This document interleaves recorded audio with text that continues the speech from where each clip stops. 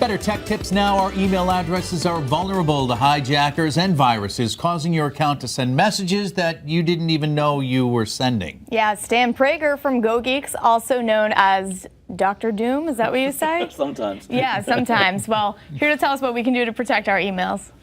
So this has been happening, for a long time, but, Yes. but it's kind of come back into vogue. It's happening more frequently recently. So let's imagine, Britt, that you get an email from me. It says it's from Stan Prager, and it says, check this out, and there's a link, and you click on the link, and it takes you to a site that sells pharmaceuticals.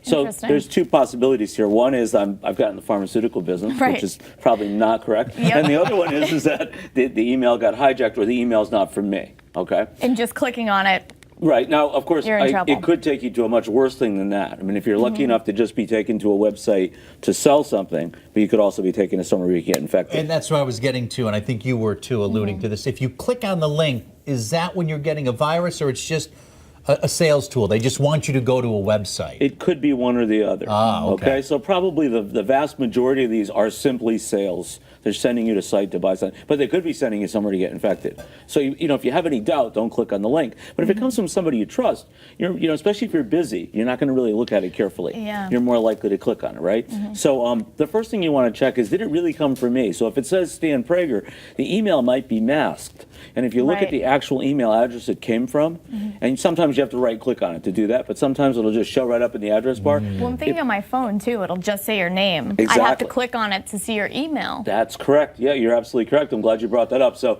there's that step that makes it a little bit more difficult to find out. But if you look at the actual email address, if it's really from yuriondropoff@moscow.com, Yeah. it's not from me. That's not my Probably email suspicious. address. Right, Little exactly. suspicious. But in most cases, it really is coming from somebody that you know. And that means their email's been hijacked. Okay. So there's a couple of possibilities. One is that they have a worm on their system which is sending out malicious emails. That doesn't happen that frequently, but it can happen, all right?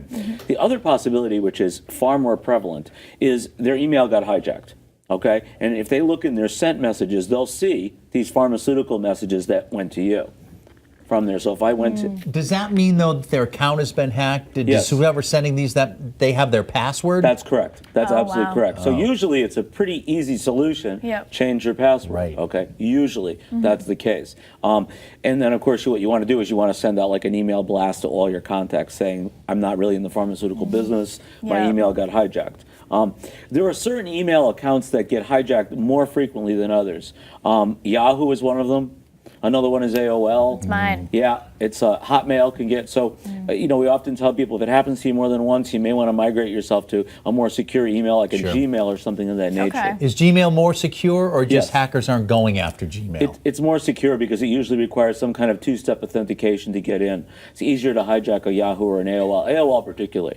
And then, of course, it all goes back to the whole password thing we've talked about in the past. If your password is Fluffy1, named after the cat that died 10 years ago, Right. it's more likely to get guessed. So They're gonna try to figure it use, out. try to use a stronger password on there. But if it happens to you, the very first thing to do is to change your password. If you're not sure and you think you might have a worm on your system or something else is going on, get it into a professional like us at GoGeeks or anyone that you trust and have somebody take a look at it, because you could very well have a virus on your system which is then sending out these automatic emails. Great information, Stan, as always.